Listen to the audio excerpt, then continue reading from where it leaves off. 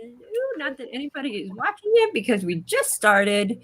Hi, everybody. This is CLCI, and today we are here. We're going to talk about some interesting things, some things that maybe don't travel in straight lines. Oh, but you're speaking so straight at the moment. What? You're Well, speaking so linear at the moment. why are we bringing sexual preference into this?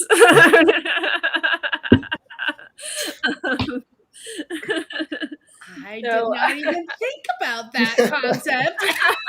Now we have to be careful. So well, I started sort of. So today we're talking about the difference between linear thinking, nonlinear thinking. Just I don't even think we'll stick to thinking. Just what is being nonlinear? What is being linear? What does all of that mean? And as coaches, I think there is some degree some stigma around the nonlinear folk, one of which I am. So do we are nonlinear people capable of being coached and going through that process? So we're going to talk about that. I like Anthony's background. I'm going to turn it over to the labyrinth guy. Yeah, that's totally nonlinear. Yeah, I'm Jareth from the labyrinth. Geometric. I'm wearing those tight pants that David Bowie wore. Oh goodness. Is that the labyrinth? Stand up. Yes. Infamous. So yeah, we're talking about nonlinear thinking and can nonlinear thinkers be coached? I'm going to say yes. No, nobody can. But here's the real question, though. Here's a real question. Is there a difference between linear thinkers and nonlinear thinkers? Well, why don't we first define what we mean when we what the standard, what everybody considers a linear thinker, a nonlinear thinker. So, because it goes many ways. So let's start with just that basic. What is linear thinking? I think in steps, you got step 1, step 2, step 3, and then you're done. Yeah, I think in general, I think it's analytically thinking about something. There's a process, kind of like what. I wouldn't say that. No. Yeah. I don't know about that. Analytical. What? I think that analytical. I mean, it's. I think that analysis doesn't come. I think analysis plays a part in both nonlinear and linear thinking. So I think that I mean it's yes and in both areas of thought though analysis is important. It's I think it's more about how somebody thinks essentially. I would say as far as like just the basis for comparison for nonlinear and linear. I would say you're more analytically thinking when you're thinking linearly. When you're thinking nonlinear, you're thinking maybe a bit more in a not so analytical, just kind of. So let's define analytical then. What's analytical? I'm hyper analytical and nonlinear. I completely disagree. So maybe this would be a better way to describe it. People use analytical thinking to turn nonlinear things or processes into linear processes and things. Mm-hmm. So you use analysis, you use, I guess, that hard thinking part of your brain to turn structures that seem a bit chaotic and simplify them and make them more generalized. Well, I think so. As a nonlinear person, when I look at a world or look at a problem, look at the possibility in it or something along those lines, I don't see a direct course of action. I see much more like a network. So it's like there are dots everywhere, and I see a billion lines that can go to a ton of different places, a ton of different options. So it's more that I see 100 paths to the end point, and all the variation there within, and it is definitely something that creatives are known for being and doing and thinking, and a lot of that, as they say, is most people go from A, B, C, D to get to Z, but with the nonlinear type, we sometimes go A, G, K, and then to Z, or maybe hit a 1 or a 2 somewhere in there too. Yeah. more that there's not a definite path. My brother has always called me crazy because I never followed the way of just the standard person, because, and I think a big part of that is because I am definitely a non-linear human being, but my analysis is so critical as well, because I see the world in patterns, and I see how many patterns and how many possibilities are out there. And well, I think even the fact that you even see patterns, like a pattern is something that you like almost makes things more linear when you see it's a pattern. If it there's is. no But pattern, I also there's outliers. I mean, things Yeah. never go exactly. It's just like with rules. I love to know them, and I love to know what the processes are and the standard way of doing things are, so that I can then explore new ways, new possibilities, break the rules, create my own, etc. Um, uh, but that's what happens with nonlinear thinkers, though, is we can get into a space where people don't see the path that we're on, right? And I think there can be often be that can be mistaken, the fact that we can pick up several things. This is the cliche around being nonlinear, is that it's the same as a creative cliche. They start things, they don't finish things. They are easily distracted. You may not have ADHD, you could be nonlinear. It's that there is definitely a tendency to not complete, because there's so much possibility, because you start 50 things instead of just picking one. And that's I think a lot of coaching maybe goes into sort of reining that in for that person who needs that, but not every nonlinear requires that either. So yeah. I was gonna mention, is that a cliche, or are you just a rare breed, Brooke? Well, I decided at a young age as an artist that I was not going to be like other artists. And I was like, I saw other artists who they were known for not finishing things, not completing, not finishing the job, essentially. And I made a conscious choice to be different and be like, no, I'm going to finish the job. Like, I'm going to finish what I start. And I knew that was the kind of artist I wanted to be, not one that didn't get things done, because I knew so many that didn't, that were they just, that's the cliche. And so it made it, I don't think that I'm the exception. I just think that I made that choice at some point. And others have. I mean, that you wouldn't have successful artists if that didn't exist. But I can guarantee you every innovator is a nonlinear on the planet to some degree. I mean, and I'm talking about the creatives that come up with the ideas, not necessarily are they the ones that put them into place and get them moving. or have to convince other people who are linear thinkers to be on board with the idea. That's At a certain point, you have to articulate your thoughts so that they make sense to another person. Yeah, you can't get by on trust me. So, for example, like you can't have, I mean, maybe you could, but you can't have a coaching session with somebody who is talking about any random topic and also simultaneously switching languages every 5 words to like speak Spanish for 5 seconds and then Japanese for 10 seconds. That's like something completely, it's hypothetical, but like that's completely without any sort of structure. Yeah. But at a certain point, to become articulate and try to transmit the thoughts in your head to someone else, there has to be some sort of structure and some sort of linear path that you take. Well, and I think coaching is a very linear process if we really think about it. I mean, it can be, but when we look at the structure set forth by ICF, we have to ask for a contract at the beginning, and that immediately makes it innately relatively linear, because it's goal based. And now, I'm not saying there isn't some creativity within it, but there definitely is that we're trying to bring it to a linear space, always to that end, and that focus. Would you disagree? Like action steps, all of these things are linear.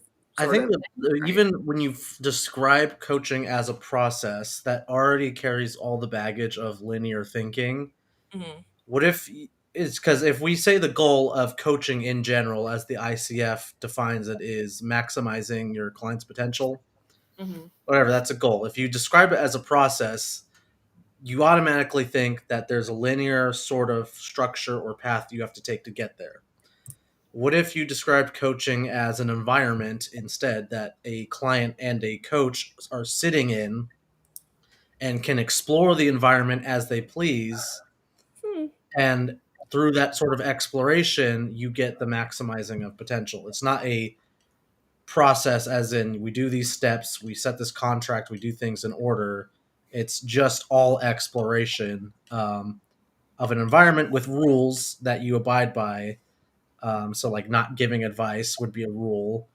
Not judging your client is a Now, rule. now this is a question. With rules, are rules innately linear in nature? No, I would say they're like boundary. Well, I guess that's how you. Yeah. What is a rule then? I think when you're talking about We get into a bowling ball lane, right? you're talking about steps to accommodate something, steps to Mhm. fall in a boundary, so steps are definitely a linear. But I think any nonlinear person will say that they talk to linear people to help organize that nonlinear thinking. Not that they can't do it themselves, but sometimes that outside source can be really beneficial. And then conversely, a linear person needs the nonlinear to expand their thought process as well in infinite possibilities. It helps create the different possibilities that the linear in that step oriented direction doesn't see all the possible I think that possibilities. we are putting ourselves in a box by even defining it as linear and nonlinear, because it doesn't even need to why even address the line? Don't put me in a Yeah. line. I definitely visit. It's a bit of a reference to Mhm. black and white thinking, right? To It is. kind of define each. It's almost impossible. I mean, It is So there's important. one of the things that I dropped in was so nonlinear pedagogy, and they have nonlinear coaching. It's actually an actual I thing. like that word. I like that Pedagogy. word. Yeah, it sounds interesting. Pedagogy. It's pedagogy. Pedagogy. sounds Yeah. like the breed of a dog. Um, Well, it's also another term for it is like Pedigree. rhizomatic teaching and rhizomatic pedagogy, where you don't. So, like, for example, if we'll use CLCI as an example, if you use linear pedagogy or linear teaching, we would just have you, Lisa, the lecturer, and all the students are just taking notes. Oh boy, that would so be Boring. boring. Oh, And that if would they be get an boring. A I or a can't do B that. or whatever on a test, if they I pass can't the do that. test, they get their certificate. But Yeah, it's just no. you lecturing, them taking notes, looking at the No. textbook. No. Can't Now, do if we did that. something completely nonlinear, like nonlinear pedagogy or rhizomatic pedagogy, we would just have students like coaching the entire time. Mm. well, not necessarily. I mean, that Well, would be. I'm saying completely, no rules whatsoever. They Which just coach, and we sort yeah, of watch them and sort of like guide them, answer questions, direct them. I think even then that's not a full honest. Like, I mean, I don't know. Then we would, if we could go further and just not even have a school, we could just be like, It go would be, coach. yeah, Yeah, that's that's what I really was going to. I don't know that we would be able to chaos certify at some anyone. point, right? I think too, though. What's interesting though is that the balance, which is something that we do, and it's that experiential that looking for the what word am I looking for? The interaction, essentially, or asking the students to participate and bring their knowledge and their experience to the table. In essence, makes it a bit more non-linear at that point. I love the example of you can with like linear pedagogy pedagogy. I know. So with that, basically, what happens, like you said, if we were teaching somebody a skill, like how to hit a ball, we would teach them in an environment. If it's very controlled, if it's the same thing over and over and over again, it's not very realistic to life, that they're going to always be hitting a ball with no distraction, nothing around them in a, this very controlled environment. So the idea of bringing in something nonlinear is to sort of throw reality at people, essentially, and it's sort of throwing a wrench in the game and seeing if they can still handle it. Throwing wrenches, I just thought about the movie Dodgeball. Yeah, you can throw a wrench, but you throw a ball. that is nonlinear way to learn how to play dodgeball. Exactly. Getting a wrench thrown at you. But it's more real life, because that's the thing, is in real life we're going to get out there and we're going to have an awesome plan, right? And we're going to move forward with our awesome plan. But the reality is, and this is something actually we call it I just took a class on disruptive strategy. Emergent strategy has to happen. You might have the plan in place. This is what we're going to do.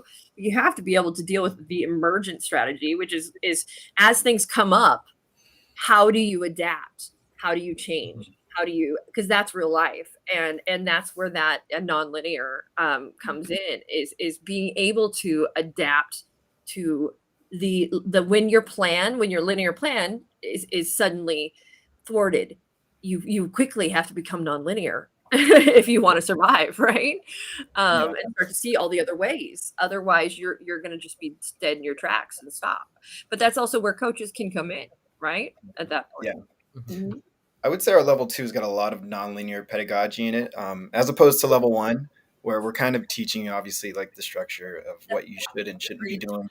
But in level 2, it's kind of like, well, let's open this up and make it one giant, I feel like that's kind of what it is, one giant just life coaching session over the course of 3 days. And I still think it's got a combination. Here's another word that I'm not sure I'm going to say correctly, but I think it's... Let's try it together. Pedagogy. Pedagogy? Oh, our linguistics. I think it's pedagogy.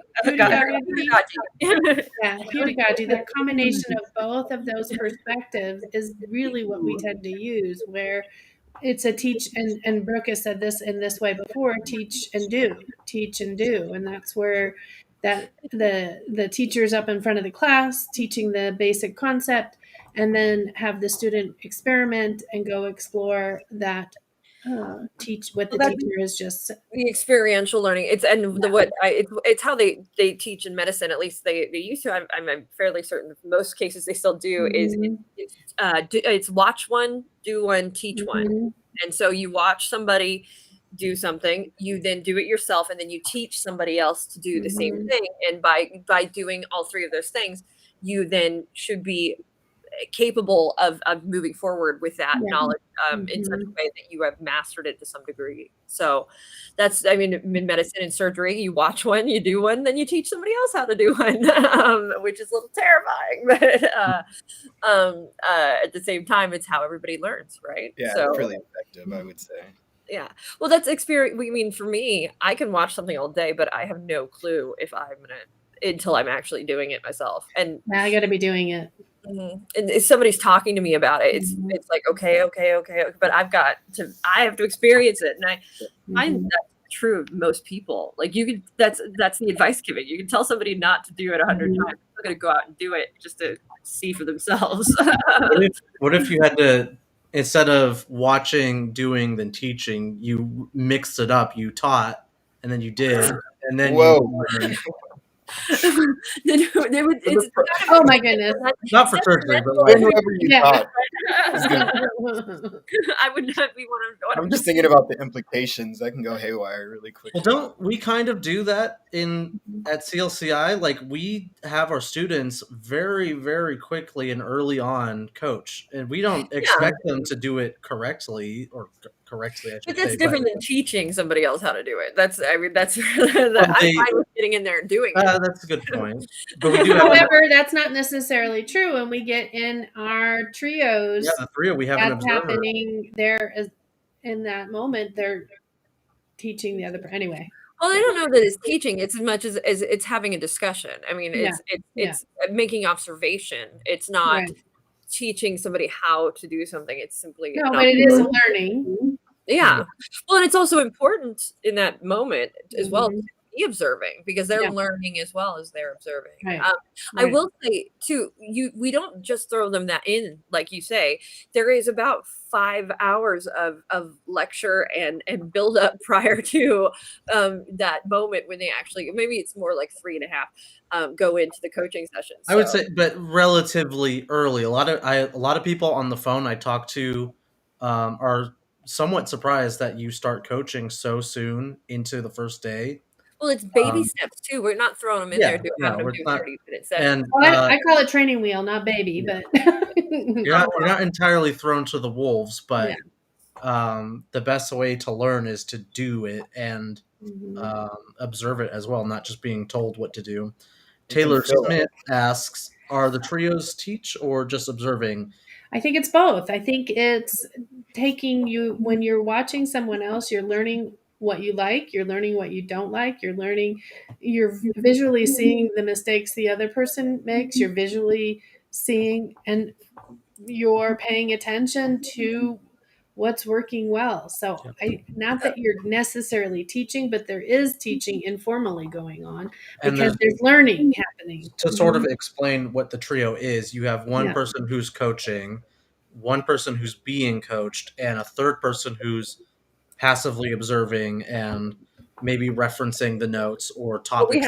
We actually have an assessment that they're checking off. Was this observed or was this not observed? Somewhere it's in this textbook somewhere. Yeah, it's not a. But it's also, that's interesting. We very deliberately chose not to ask them to say if they did this well or if they did not do this well or anything of that nature. We only ask, was it observed or was it not observed? And that's deliberate because we don't want it to become a you didn't do your job and I'm going to do your job moment.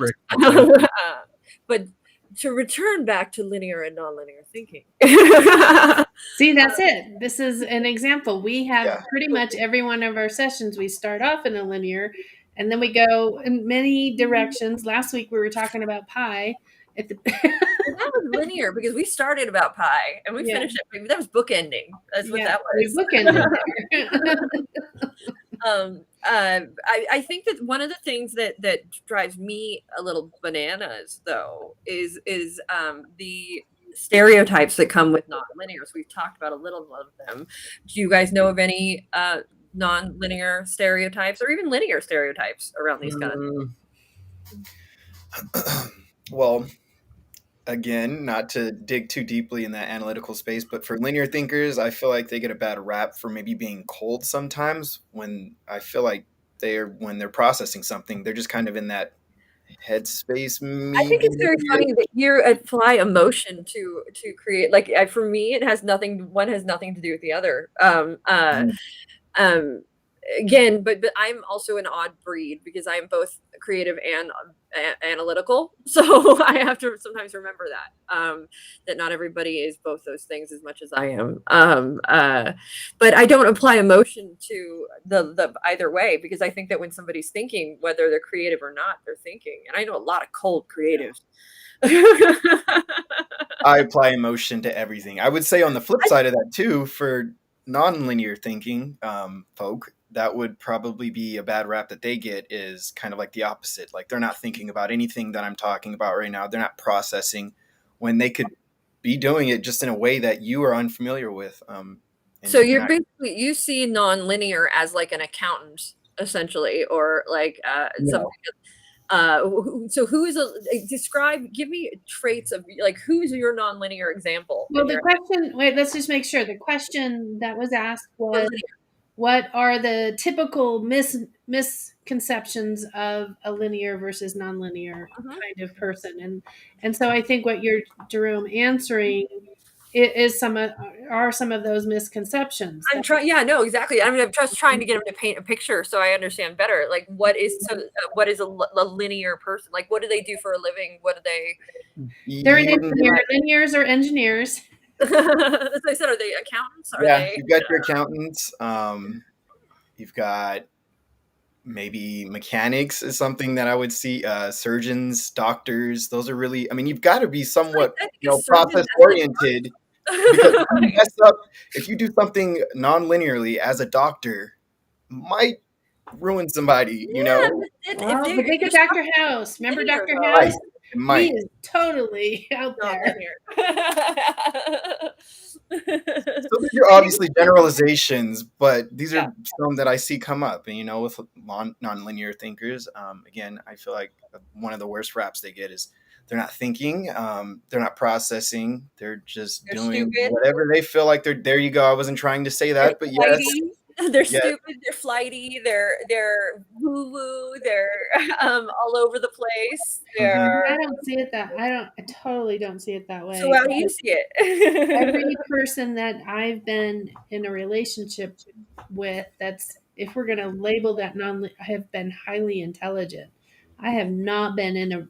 So I can't even do that because I have too many people in my world that are. And that's the thing that I think often gets looked past is with nonlinears. It is a sign of intelligence. It is a sign of. It also is a sign of. I mean, creativity is a sign of the ability to think in a way that a lot of other people cannot think, and it's parts of the brains that works in ways that others do not.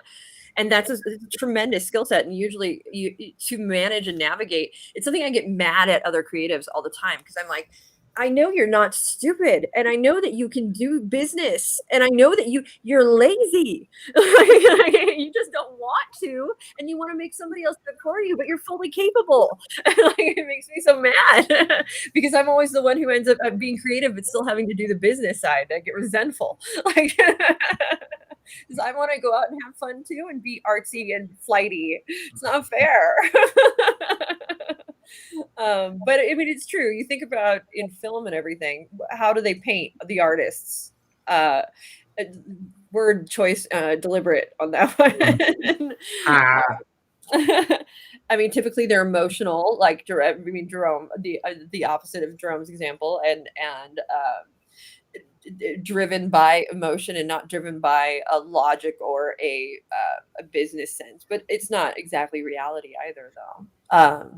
And that's where I don't think it's fair either for as coaches, if you have a nonlinear client, to be afraid of letting them explore, right? So I know we it's something I have to do.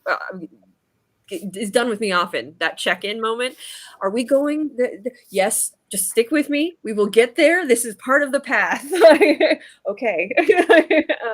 Because I can apparently appear to be veering off in the left field very often. And I don't, to me, I see the path, but others do not.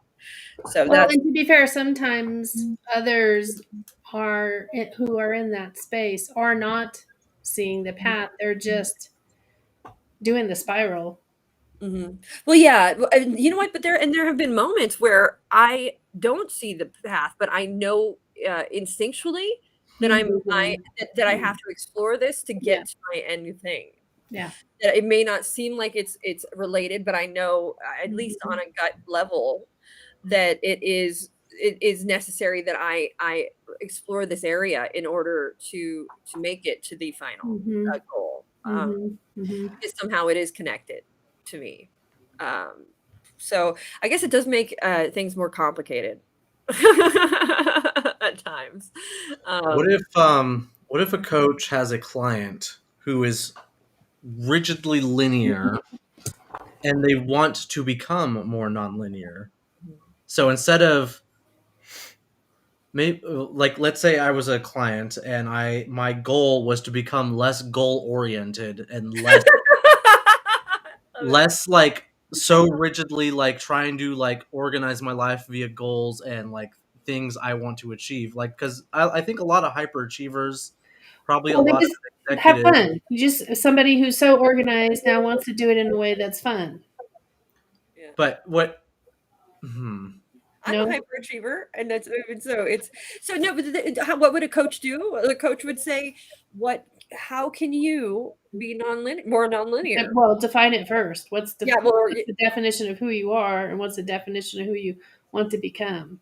Well, then this hypothetical person would be like, "Well, I see all these artists and all these hippy dippy folks just being flighty and having fun and enjoying their life. I can't do that. I, always try to stick to a goal, and I always can't do that. Yeah. I haven't been able to do that. I haven't done that. How do I become more flighty and That is wayward? just rude. It's rude. It is rude. It is rude, It's especially for just somebody as rude. hardworking as I am. That's non-linear. True, but this hypothetical linear person has always been like that, and for some reason they're unsatisfied with their life. How do you sort of encourage that non-linear, if that's their goal? Well, I think it's up to them. It's not up to us. I mean, can't tell you in this hypothetical situation because the client isn't here and they're the ones leading the show. So an example I think that we could explore in this space is this is a hard topic. I mean, yeah, no, but I think this that is a hard topic. a good place for coach work to happen. So you have that same very linear client that client. So what we mean is basically taking a clear path between 2 points, a direct line from A to B. Boom, boom. That's linear. Non-linear will do this. What was that cartoon? I can never remember. Not Dennis the Menace. There's another cartoon where the little guy would go. Oh yeah, I know what you're talking about. Yes. But it doesn't mean that. Also, it's not fair to say that the path is shorter when it's linear because it may not be. The non-linear might get there quicker. Well, so maybe I think what I'm getting at is. Oh, okay. Oh, sorry. I didn't I was going to give a good example of when we can use it. Keep going. Keep going. So no, but with the if we had a client who was that same client was very okay, I'm going down this path. This is the way I go. This is how I have always done it. What happens when that he is derailed? What can we do? So now my path is blocked. I can't go the way I have always gone. Help me. And I think that's a great space for a coach to be able to come in and actually help in that situation. Because you will be asking questions to make him more nonlinear at that point, right? So how would you coach somebody who came in and had hit their, I'm going down my path. Can't go that way anymore. I don't know what to do now. I've had this plan my whole life. This is it. And now I can't do it. Create the open to possibilities dialogue, right? What possibilities are there? Even somebody who is blocked might not be able to just start going down that path, but taking it in a way, where you're messing it all up, right? Allows for that mess up to go, okay, in there, or the spaghetti against the wall concept in there. Now that we've just mixed it all up, how do you see this next step coming? What is that next step that's not your normal step? I mean, one thing we can do with coaches is explore the worst case, the best case, the possibility, an option too. And then how will you manage in each of those cases? How will you proceed? That's what SWOT analysis is. That's what the Cartesian logic, both tools that sort of play in this space because they help you to see what the possibilities is in either direction, and it is essentially making more prepared for whatever may come. If you're going down a linear path that suddenly, right? I think as we're talking here, I'm thinking of some clients and different perspective, and usually that middle part is usually where that nonlinear tends to happen. And when it's a linear type client, they don't understand and they don't get it. Eventually they work their way around there, but the nonlinear client does really well with there because that allows them to really focus in on their patterns and then pull it into a focus. I think it's fair to say too that a nonlinear client is still coming to you and you're still working with them when you set a session contract on a goal there is an end purpose ultimately in coaching, and mind you, it can change, it can evolve, there can be several and there can be many ones in between, but you're working towards something. Even session to session you are working towards an end goal. And it's really what we're discussing is just how to get to that end goal. And it's going to vary from client to client, linear to non-linear, but ultimately that structure of goal, person, working, coach, it exists regardless of how the thinking and the thought process is. It's just a matter of I think sometimes what people as coaches tend to expect with nonlinear is that they'll have to first narrow the focus to a single goal, because the nonlinear will come in like with 50 You things. got to keep up. And then it's paralysis by analysis, and they just stop at that point. So when you try to get them, and that's kind of this story. If you the coach is trying to get them to do something, that's a mistake. Well, it's up to them, right? Yeah. Now here's a big question though. You say that if we as a coach are trying to get them to go do something, that's a mistake. But we are trying to get them to focus on a single goal, a single plan of action. I mean, we say I'm what going to disagree with that today? a little bit. We're trying to help them tell me what they want to do in that session, and that might be that they want to get to a focus. It might be they need to just express. But ultimately, we are getting them to commit to what do you want to work on today. Yeah. So in theory, we are kind of getting them to do something a little bit. But because they want that's not even, I wouldn't even consider that coaching as a part, more so like this is like outside of the coaching sphere. Me as a coach talking to a client saying, here's what we're going to do when we coach. We're aiming for this goal. Inside the coaching session, a lot of different things can happen. You can take a lot of different paths, like this maze behind me. But the eventual goal is to get out of the maze and accomplish something. But maybe halfway through, they go, you know what? I'd rather just be happy with my life in the maze than be chasing after getting out of the maze until I die. I'd be climbing on top of the maze and climbing over. Just going through the hedges, like going through walls. And then, I'm just going to go on the top. Just going to climb over top. Just walk on top. I mean, it is very level, that thing. So it does feel like if you got up, you'd be good. You have a good advantage. It's like 20 feet high, so if you fall off, you're dead. She could just give us all directions. We just get her up there, and then she'll be going, hey, rat, and we're all out. It's exactly. Whenever I do a maze, I have to do it backwards. I cannot do it forward. Well, there's a reason.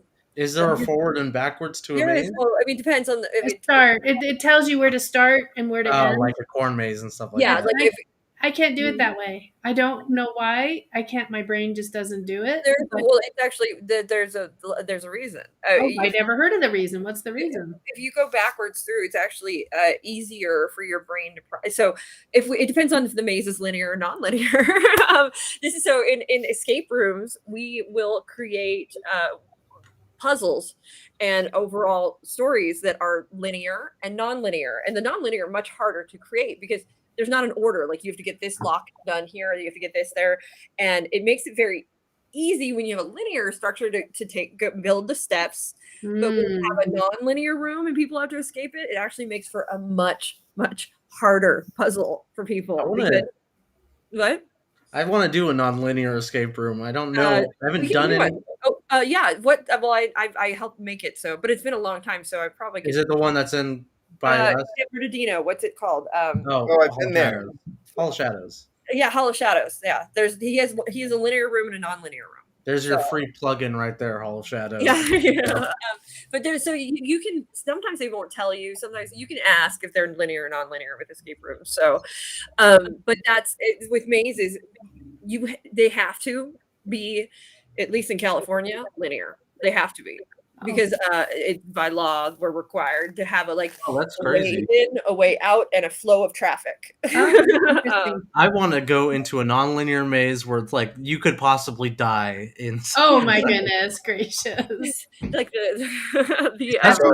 That's called a movie. Yeah, you have to throw your submission in the goblet of fire, then, Anthony. Yeah. No, I was gonna say as a coach, I should market myself as you could die coaching with me. Oh my goodness. You may get lost and you may not know what to do. Oh my goodness. But okay, so here's a weird turn of Let me, phrase.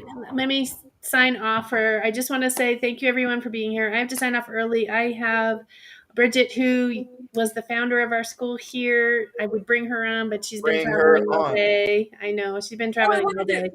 One of Well- these times we will. I'm gonna go say hi to her. Thank you guys all so much for being here, and thank you for picking up the slack for me, family. Lisa. See you, Lisa. One of the things that we teach in our class is to not be attached to the outcome, right? But to be, part of the process. It's not about the outcome, and be in the process, which in itself is interesting because it is kind of disregarding the goal and that linear at the same time. Yeah, because a lot of people think the goal of coaching is for the client to be successful in whatever they want to do. That's not really the case at all. It's for them to wholeheartedly go through the process of achieving that goal, but they may not necessarily that they either. may fail, they may, I guess so, yeah, too. I think it's about empower. I mean, I think if we had to define it, it's about empowering our clients to realize that they have the answers within themselves.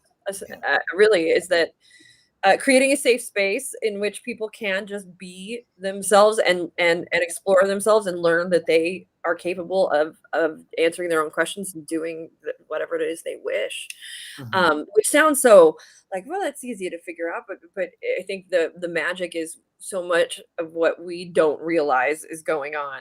We are not, as to last week's topic, conscious of our own blocks a lot of times, our own biases, our own things that we put in the way of what is possible. And I think as coaches, that's where we come in and say, hey, stop being so linear.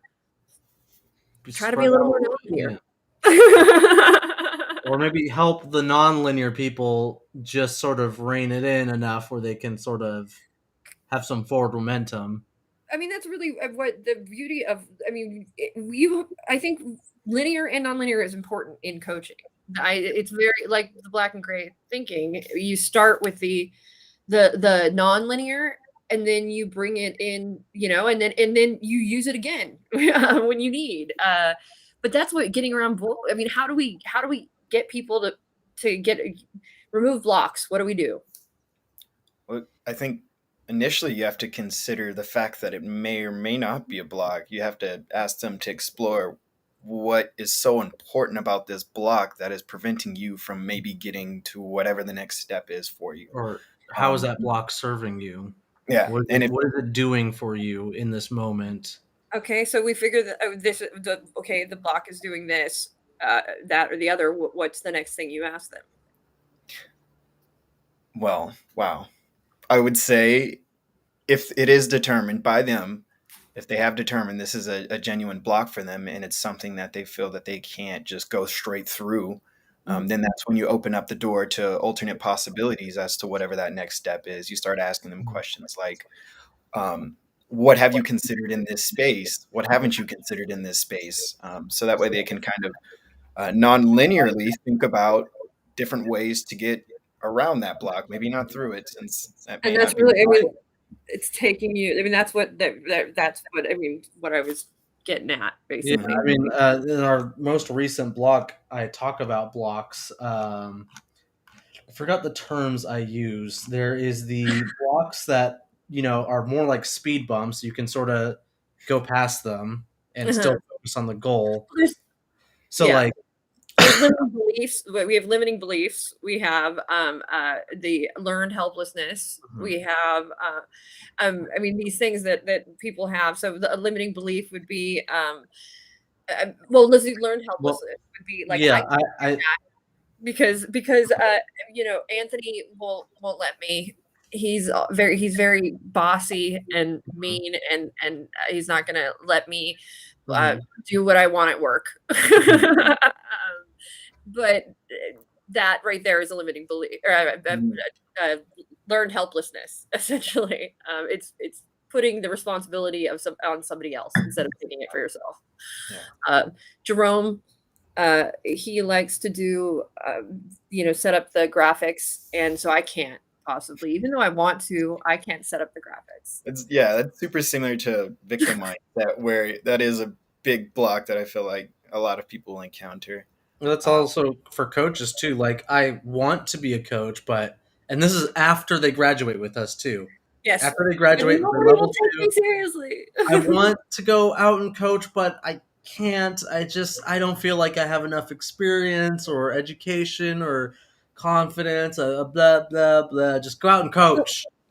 but so we have or that, get a coach and then go out and you have that person who is like, okay, I can't because I don't have I don't have enough experience, which is that's the other one, which is a limiting belief. But what do you say? What do you ask them? Can you repeat that? I would ask, when is it enough? Like, when do you have enough experience, or when do you? We'll get to that. Or when do you feel like you have enough education?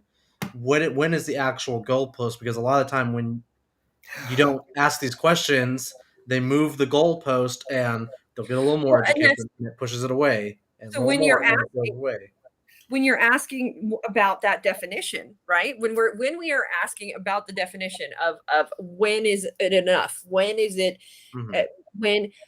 what kind of thinking are we using?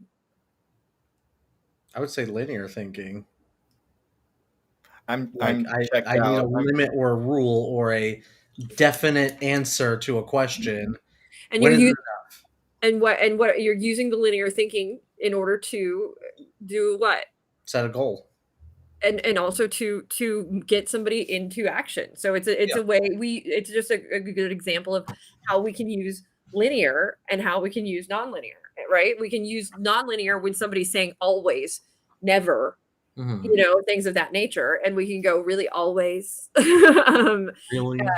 Does it never ever happen, and then they have to open themselves up to other things.